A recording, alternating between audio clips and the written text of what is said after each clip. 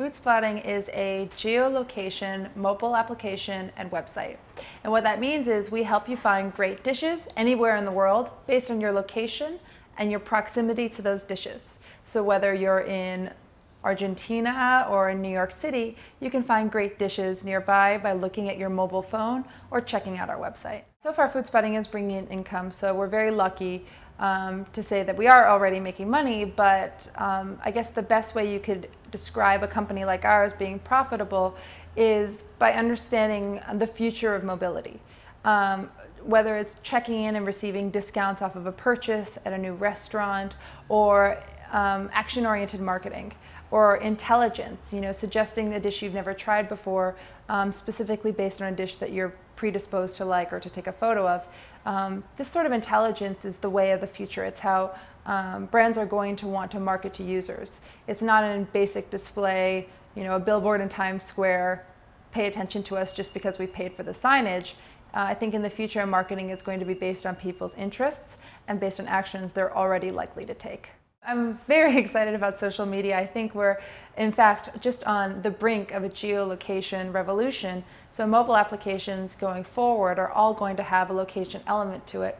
And in that way, I think that FoodSpotting is at the very beginning of a different kind of social media evolution. But how do you start? The first thing to do is to try everything, to have a really open mind about the different platforms that are out there, and to experiment, because it's not a scary world, and it's actually quite fun to try different platforms as they begin to emerge. And the earlier you try them out, the sooner you'll learn how to use them. And if that platform scales the way Twitter did or Facebook, potentially you can have a very large following over time because you'll scale with the platform.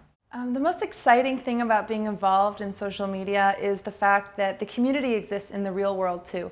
So everywhere I travel in real life, I often post on Twitter or on Doppler or on Facebook, hey, I'm flying to, in tomorrow's instance, San Francisco. Who's around? Who's going to be there? And tech entrepreneurs are so willing to meet you in real life because we all have ideas that we want to share with one another. So my favorite part of social media is not necessarily meeting new people online, but really engaging with them offline in the real world. And my second favorite thing about social media is, for anyone who's obsessed with news, it's the fastest way to get news and information that's catered just to you. Social media marketing is a little bit of communications, it's a little bit of personality, and it has a lot to do with understanding the way word travels on the internet. So in that sense, it's word of mouth. So the best way to describe social media marketing is talking to a small audience and watching that audience bubble into a very large audience over time. And talking to that one audience across multiple different platforms. Right now, leveraging Instagram could be social media marketing. Talking about what you had for lunch on FoodSpotting could be social media marketing. But on every platform, you have to communicate with the audience the way they best want to be spoken to. And a really savvy social media marketer understands the idiosyncratic differences between each market before they begin engaging with the platform.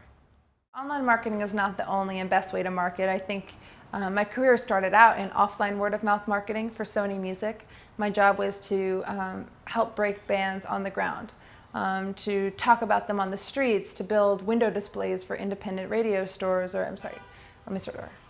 My first job was working for Sony Music as a word-of-mouth marketer, and my job was to work exclusively offline, to build display campaigns that would live in independent music shops in Washington, D.C., to encourage people to physically go to concerts and shows, to host meet and greets of bands after the bands finish a concert at a local indie rock venue. So back then I learned the importance of real-life communication, in-person meetings, and how word really does trickle away from the computers as much as it does online.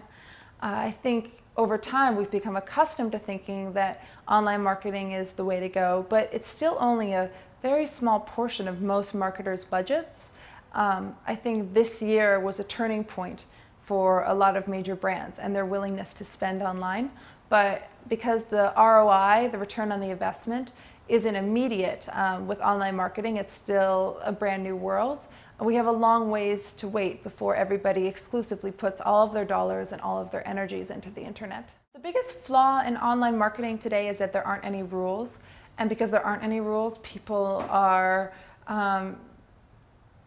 sometimes making mistakes to very large public audiences all at once. So whether it's a horrible, supposedly viral video campaign that's debuted to an audience of 1 million at once on Facebook because the space has been paid for by a large agency, or whether it's somebody just not understanding the basic rules of social media etiquette and posting 40 times a day when their audience really hopes for them to post once at most. I think the biggest flaw in online marketing right now is that because the rules aren't set, they're very easy to break. But the best thing about online marketing is that it's the wild, wild west, and we can take risks and we can try out new programs, because I don't know about you, but I was getting really tired of seeing print magazine ads and then editorial on the next page that sort of matched the advertisement I saw on the page before, as if there wasn't any transparency to the fact that the brand paying the magazine to advertise was also, covertly being written into the editorial. What I like about online marketing is that if those lines are blurry, at least they're a little bit more transparent to a savvy audience. The biggest challenge for online marketers these days is to keep up with what we're calling the changing landscape of new media here, but keeping up with the pack. There are a lot of professional early adopters out there, whether they're part of an innovation lab or just young people you've hired, at your production studio or at your newspaper to help you understand what's coming up next. But because so many smart new platforms are emerging every day, it can be quite confusing and honestly exhausting trying to position yourself on all of them while at the same time maintaining your brand identity, maintaining your ability to focus on your work.